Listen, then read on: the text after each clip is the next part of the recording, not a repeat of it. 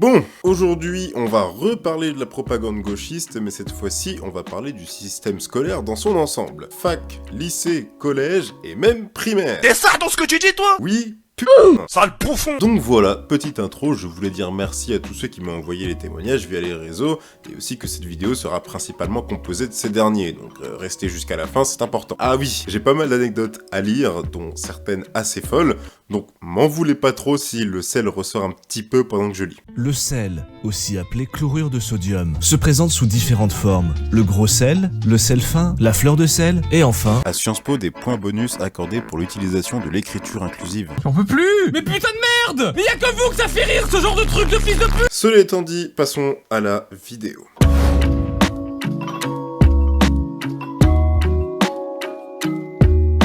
Donc j'ai un premier témoignage là qui me vient d'un lycéen qui me dit donc pour t'expliquer je suis lycéen et un jour lors d'une conversation sur les crushs avec les relations amoureuses avec des amis, j'expose le fait qu'en tant qu'homme, le processus de sélection d'un crush était différent que celui d'une fille. Après avoir dit ça, une de mes amis s'est mis à s'énerver et à dire que je racontais des conneries. Cette amie, qui est en fait une féministe radicale, a décidé d'aller sur mon Twitter et elle a découvert que je n'étais pas forcément d'accord avec les féministes et les gauchistes en général, sans tomber dans le sexisme, etc. Après avoir vu mes propos scandaleux, elle a décidé de me pourrir sur les réseaux. En classe, on a dû faire un exposé sur les réseaux sociaux, et dans son exposé, cette fille a diffusé aux yeux de toute ma classe des screens pris sur Twitter hors contexte, voire même coupés pour éviter de voir la nuance malgré le fait qu'elle ne m'ait pas cité. Certaines personnes ont deviné qu'il s'agissait de moi, et ont commencé à m'accuser auprès des CPE. J'ai dû m'expliquer devant eux, mais malgré tout, ils n'ont rien voulu savoir. Pour eux, j'étais un néo-nazi. Évidemment! Certains profs qui ont été mis au courant ne me manquent pas une occasion de lâcher une pique ou deux en cours. Mais putain mais... Calmez-vous. Calmez-vous.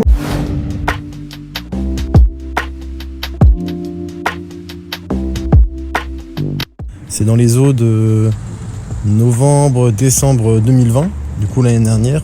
Il y avait eu un mail qui avait fuité, pas fuité, mais qui avait été envoyé au professeur et à la direction en fait de l'établissement de la fac sur en gros les signes de radicalisation. Radicalisation forcément musulmane dans la fac. Du coup ça, ils devaient les professeurs ou les chargés d'idées signaler un élève un étudiant qui montrait des signes de radicalisation. Par exemple le port du voile ou un élève qui ne buvait pas d'alcool, qui faisait ses heures de prière, tout plein de signes comme ça. Jusque là moi je trouvais ça pas normal, mais comme un peu tout le monde, j'étais un peu indigné. Et en gros, le lendemain, après la fuite de tout ça, j'avais un TD de droit civil, je dirais pas le nom de la chargée TD parce qu'elle était très sympa. Après non. Heureusement, j'ai pas eu vraiment de problème, mais c'était compliqué. En gros, souvent, soit avant ou après le TD, on peut parler un peu de sujets d'actualité, mais plus environnantes ou autres. Et elle nous a parlé, vous avez sûrement entendu parler de la fuite, ça sur Twitter, tout ça s'est un peu embrasé. Elle a expliqué que elle trouvait ça honteux et que elle, en tant que musulmane, elle se sentait vraiment visée. Et premièrement, j'ai tiqué parce que je me suis dit, mais elle est pas censée nous... Enfin, c'est une chargée de TD, c'est quelqu'un qui est censé là juste nous apprendre et nous corriger sur des choses. Et elle nous file comme ça son orientation religieuse. Et en fait, j'ai levé la main, je fais, madame, je crois que vous n'êtes pas censé dire en fait votre orientation religieuse là devant nous dans ce bâtiment. J'ai fait cette erreur incroyable parce que disons que la bonne moitié des élèves et des étudiants dans la fac de droit sont musulmans, c'est sûr, ou en tout cas les trois quarts sont très de gauche, très JW, très BLM, bref, ils sont très portés là-dessus. Et une fille m'a dit mais tu te prends pour qui à dire ça, mais direct t'as l'air d'être un peu dans leur camp, tu crois que là ça va être une terroriste ou autre.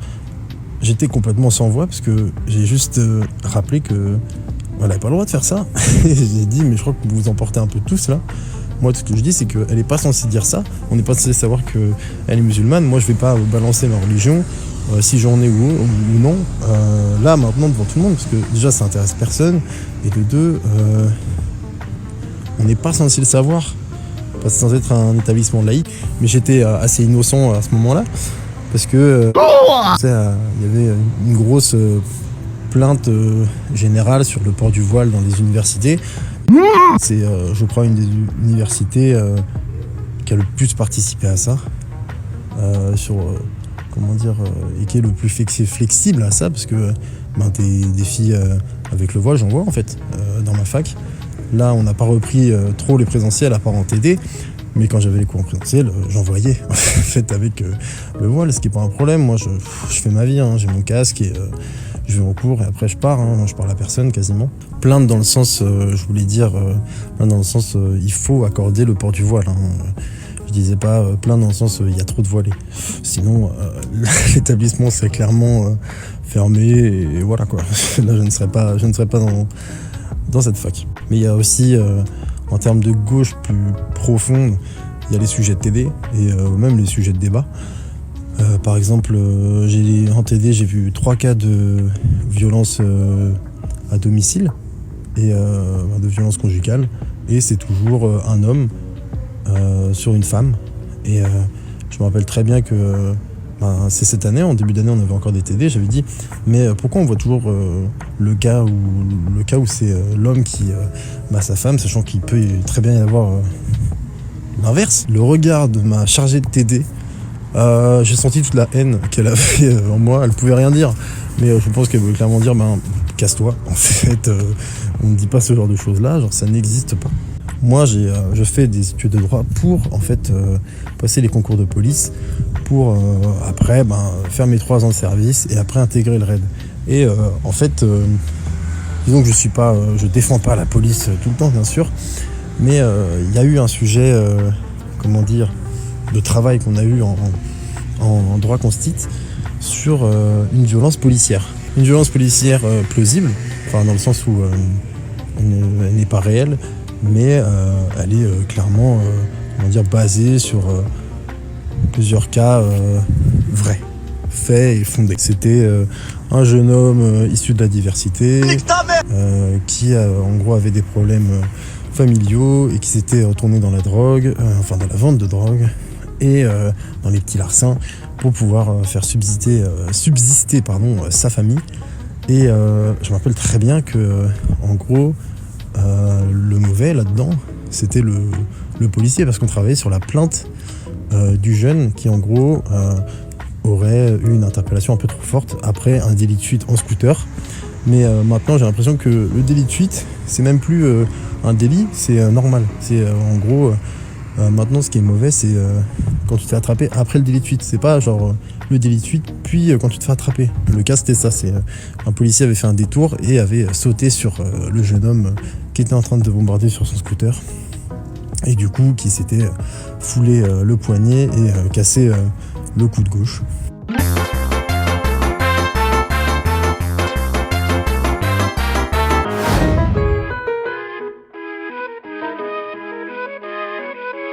J'ai pu remarquer dès mon arrivée un des couloirs principaux que j'ai ensuite surnommé le couloir des communistes parce qu'il est placardé d'affiches de jeunesse communiste. Et les femmes de ménage s'efforcent toutes les semaines de les gratter au couteau, mais il y en a de nouvelles toutes les semaines. J'ai aussi eu le loisir en cours de français pour traduction d'avoir un cours réservé à l'emploi de l'écriture inclusive dans lequel on devait modifier les paroles solennelles du rite du mariage à l'église en écriture inclusive. Il va y avoir beaucoup d'écriture inclusive dans cette vidéo, je vous le dis. En L2, il n'y a pas eu de blocage heureusement, mais un des amphis était constamment occupé par des étudiants qui y tenaient des assemblées générales non mixtes ou interdits aux blancs. Si tu veux du croustillant, ils ont une page Facebook étudiante.e.s en lutte où on suivait si un blocage pouvait pas nous tomber dessus à tout moment. Le principal problème a surtout été un cours d'écriture créative avec une prof qui tenait des propos assez fous. Outre avoir accusé une classe de 40 élèves de plagiat, ces cours n'étaient pas de l'écriture créative. Premier cours, écrire une lettre qui nous explique nos pronoms. Autre cours, dites-nous les raisons pour lesquelles une femme peut choisir de ne pas se marier. Pour rire, j'ai dit choisir la vie consacrée, et elle a bugué. Et ça répond pas. Autre cours, il fallait réécrire des phrases pour qu'elles ne soient plus sexistes, c'était toujours ça. J'ai eu un autre cours sur l'analyse de textes américains, le prof nous a donné que des textes pro-communistes, pro-féministes et pro-gauche américaine. Celle qu'on aime, bah oui. L3, on arrive sur une année très corsée. J'ai par exemple eu un cours de phonétique anglaise où la prof ne me reprenait jamais sur ma prononciation, mais toujours, et putain de toujours, sur le fait que je ne parlais pas avec l'écriture inclusive. À partir de là, le contenu des cours me passait vraiment au-dessus tellement ça m'énervait, je peux le comprendre. Mais le plus dur, ça a été un de mes camarades, ceux que j'ai vu devenir comme ça. Il y a un mec trans, parmi tant d'autres dans ma promo, qui a fait sa transition cette année-là, et que j'ai donc connu fille avant. Sa transition a vraiment été un revirement, il est devenu arrogant en disant « les profs ont pas intérêt à me mégenrer ».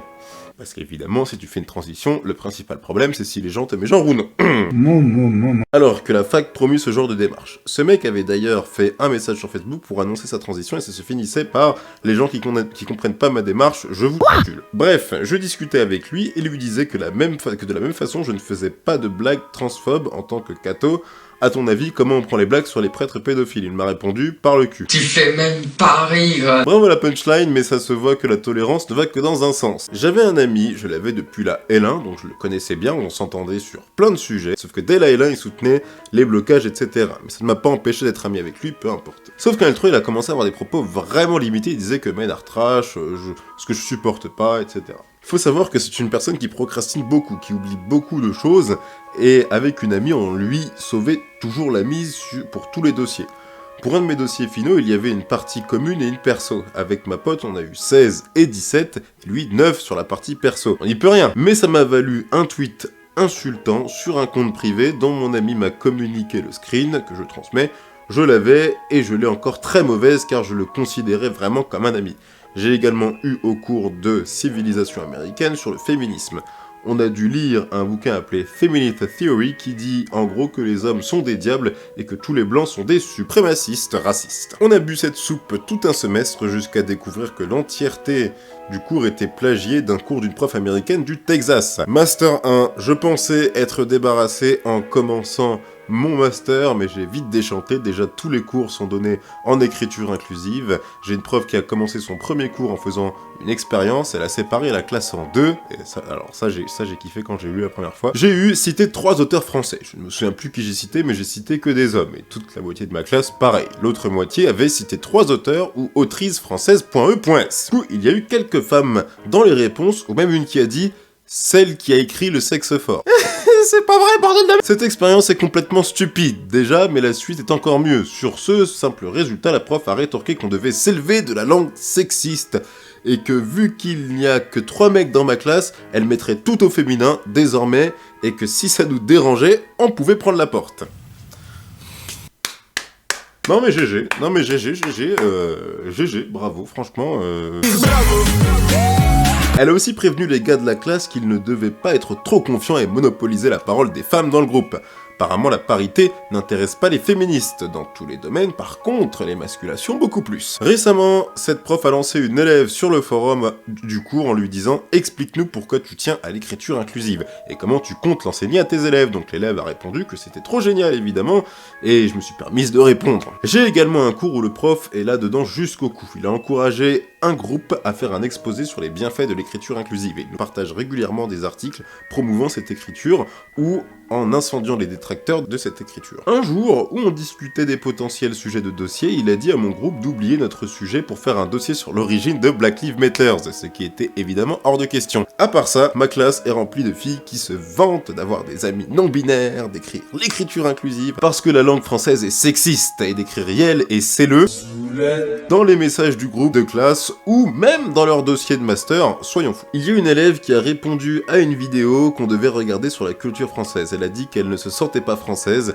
qu'elle n'aimait pas les valeurs françaises, etc. Cette fille veut enseigner le français aux migrants. Quelle image va-t-elle donner? Vive l'immigration! Cette fille est d'ailleurs ouvertement communiste. Et en parlant des migrants, c'est le seul public duquel on parle alors qu'on a tous des projets différents. Mais non, ils imaginent qu'on enseignera tous en France à des migrants. Dernière anecdote, et je m'arrête là, à la fac, avant qu'on passe en distanciel, ils ont mis en place les toilettes non genrées. Et ça, je vous avoue, la première fois que je l'ai lu, ça m'a fait sortir un peu de mes gonds.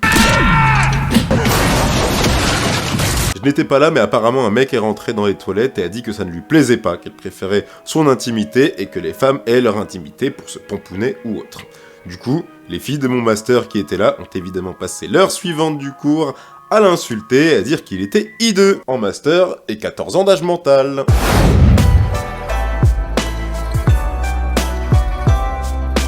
Tout d'abord, mon lycée est une école d'art, école où l'on retrouve donc pas mal de personnes s'identifiant comme progressistes sans connaître les travers de ces mouvements. Il est donc commun de parler de sujets concernant les LGBT, Black Lives Matter, etc. Mais j'ai remarqué que les sujets des professeurs dans certaines matières sont assez tournés, et m'amène donc à dire que le vrai sujet de cette année est le féminisme. Il y en a d'autres aussi bien. Nous avons étudié La peau de l'ours de Joyce Orman, dont la bibliographie est généralement féministe ne culpabilisant pas l'homme d'après ce que j'ai compris, et Mémoire d'une jeune fille rangée de Simone de Beauvoir. On a aussi analysé des tableaux de Frida Kahlo en français. Oui, Simone de Beauvoir, c'est celle qui avait dit « On ne naît pas femme, on le devient ». Le professeur nous sort des discussions assez tournées concernant le contrôle aux faciès. J'ai essayé de parler du fait que le taux de criminalité, surtout en banlieue, comme là où se trouve mon école, concerne en majorité les personnes de couleur, car plus présentes dans ces zones. Il a souhaité un peu éclipser cette partie-là. Il a aussi donné son avis sur Trump, durant un cours après les élections. Soyons fous. Art design, je trouve cette méthode la plus subtile car lors du cours concerné, le professeur nous a donné des objets à travailler et à présenter avec recherche. Et après les recherches, j'ai remarqué que la plupart des œuvres avaient un rapport de près ou de loin avec le féminisme. Prendre avec des pincettes. Les objets concernés, deux seuls que j'ai développés personnellement, la Mama de Gaetano Pesce, artiste féministe voulant faire passer son combat pour les femmes à travers cet objet-là, et la théière Brandt de Marianne Brandt, putain, j'ai du mal à dire Brandt, bordel. Et quand il y a plus, et comme, regarde. Je suis prof en collège privé sous contrat avec l'État, c'est-à-dire 98% des bahuts privés. J'ai des élèves de la 6e à la 3e. Sur 90 élèves de 3e, j'ai 10 élèves qui disent avoir des sensibilités avec l'univers trans. La direction a refusé leur délire, pronom, changement de prénom, etc. Mais ça constitue et on peut rien dire, à part refuser un boucle. Car faudrait pas perdre l'argent des parents. Bref, 10 sur 90, c'est énorme. Et sur ces 10, j'en ai 4 qui ont déjà fait des tentatives de suicide ou des fugues. Une gamine a quitté définitivement l'établissement, une autre est en hôpital psy 3 semaines sur 4, voire plus. Et certains collègues hésitent pas à te traiter de transphobe si tu refuses leur délire. Comment te dire qu'en tant que prof de langue, normalement, on est de gauche, bien multiculturel, alors que moi, en tant que sale facho, ça passe mal. Les programmes sont pas faits par les profs, bien qu'on puisse y ranger quasiment tout ce qu'on veut en langue, mais par des gens idéologues qui n'ont pas mis les pieds dans une salle de classe depuis au moins 20 ans, et même si tu désapprouves leur idéologie, t'en as à peu près dans tous les manuels. Moi j'avais dit, super, dès le collège ça part, il m'a répondu quelque chose d'assez salé, même avant. Je suis dans quelques groupes de profs en essayant de faire l'abstraction de l'idéologie, parfois il y a des discussions et des supports intéressants. Il y a des jeunes enseignants, notamment femmes, débutantes qui essayent d'intégrer ça à leurs cours, dès le primaire. C'est pas majoritaire, je ne peux pas non plus mentir, mais certains essayent dès 4 à 6 ans, des enseignantes ou des assistantes d'éducation. Le truc c'est que soit tu es de gauche et tu peux faire toute la propagande que tu veux, tu n'auras pas de retombées, soit tu es de droite et tu t'auto-censures ou tu risques l'ostracisation, l'isolement professionnel, même si tu seras difficilement viré. Des profs de mon collège là n'hésitent pas à dire qu'ils ont voté Macron en 2017, que Biden était un ange et Trump un débile fou furieux. Je caricature pas. Je blague pas. Moi si je dis que j'ai voté Le Pen, voire que je dis que j'ai voté blanc, c'est le fascisme. Oh là là, quasiment le nazisme. J'ai pas voulu préserver la France de la haine, juste avec le vote blanc. Ne parlons pas de Trump. Ils n'ont pas le droit légalement de faire ça, prétexte de droit de réserve. Cependant, vu qu'ils sont du bon côté, personne ne dira rien. Moi par contre, si je le fais, je te garantis qu'on me rappellera à l'ordre d'avoir un discours plus lisse. Puis voilà, j'essaye à ma hauteur de leur tenir un discours non gauchiste dans la limite de ce que je peux faire sans avoir trop de soucis. Mais face à 7-8 collègues, une équipe de profs, entre 7 et 10 profs environ, c'est impossible. Toi, tu vas leur dire que, par exemple, Trump n'est pas si monstrueux que les médias le disent. Je peux me permettre ça en anglais, j'ai qu'à trouver un prétexte pédagogique pour l'insérer dans un débat. T'as 8 collègues qui vont dire dans leur cours, sans raison pédagogique, souvent en prime, Trump égale nazi. Et dès la 6ème, j'ai 24 élèves de 6ème à l'élection de Biden, ça m'a fait rire. Les 24 ont gueulé de joie, si tant qu'ils comprennent les enjeux, en disant que les autres profs disaient qu'il fallait qu'ils gagnent. Moi je disais rien, notamment en 6ème, je suis pas là pour balancer de la propagande. C'est ça le truc majeur. Moi je suis un vilain facho, mais je politise pas mes cours, j'évite au maximum. Le gauchiste, il va politiser naturellement, peut-être même sans s'en rendre compte, car c'est normal, bon, gentil. Et même quand Samuel Paty s'est fait décapiter, le pas d'amalgame est resté majoritaire. Je pensais que les langues et les esprits commenceraient à se réveiller, mais j'ai absolument pas l'impression que ça a été le cas. Au contraire, il y a encore plus de pas d'amalgame. Je l'entends peut-être pas majoritairement, mais j'ai des collègues très gauchistes, et des musulmans aussi, dans un collège privé catholique qui le disent. Si je devais faire des stats sortis de mon environnement proche, je ne parle pas de l'intégralité de la France, je dirais qu'il y a 5%, et je suis gentil, de profs fachos. Oui, voilà. 25% de profs à gauche qui ouvrent leur gueule explicitement, 50% qui évitent d'en parler, mais en discutant, tu vois de quel côté ils sont, et 20% qui n'en parlent pas du tout, et voilà.